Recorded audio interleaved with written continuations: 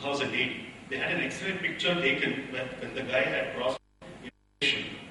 On a business visa, this associate had in his bag his testimonials, his university certificates. They asked a question, why is it that this guy was carrying his mark sheets in his baggage? We were surprised. I mean, we never told him to carry his baggage. I mean, we as owners of immigration need to, advise guys, but we would have never told him or her to carry testimonials in the luggage. But they are identified. They said, your audit is fine, but why was this person carrying the testimonials? That became a huge issue. Does it mean to say you're trying to convert, or what was the intent, what was the motive?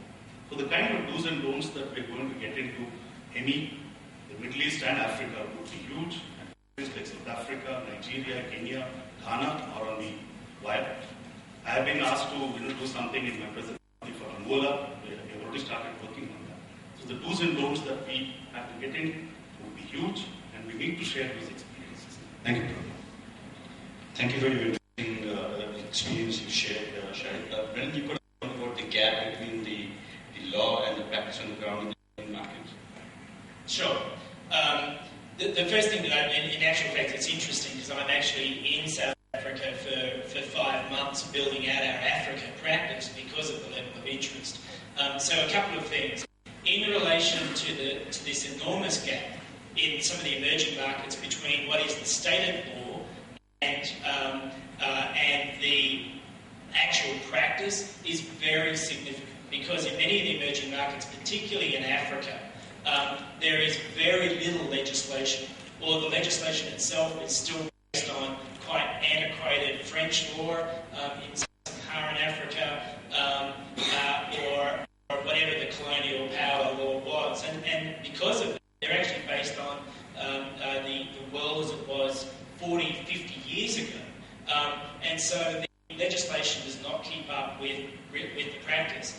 What that means is because there's no effective legislative guideline for immigration officers, they have enormous subjective opportunity to make subjective assessments.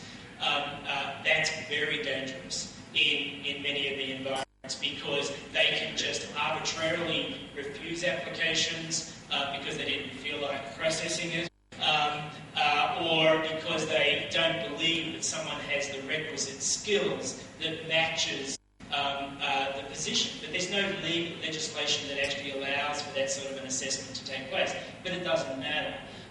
Or, of course, the other area of great risk with that is the FCPA, Foreign Corrupt Practices Act. So you need to be extremely careful in many of these emerging markets. One other quick comment on the Middle East about the sharing of information. The GCC countries are building a program to share information about where people are actually holding their residence permit and where they're actually holding their work authorization.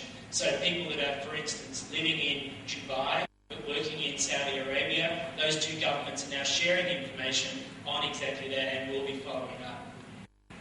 Thanks, Brendan. I know we're running very short, but one quick question.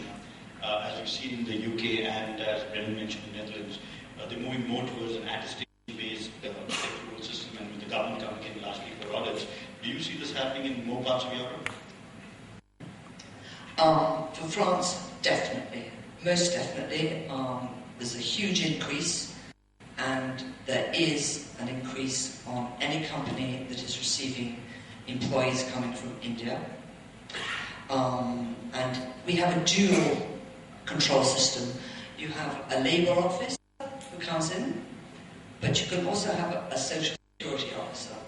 So you have double penalties, financial, and the misuse of a business visa is very important. We have to wrap it up now. Any quick questions from the audience? I realize time's up, so any closure comments, Brendan, Shahid? No, I'm fine. Thank you very much, and it's been a pleasure to have you. It's a great panel.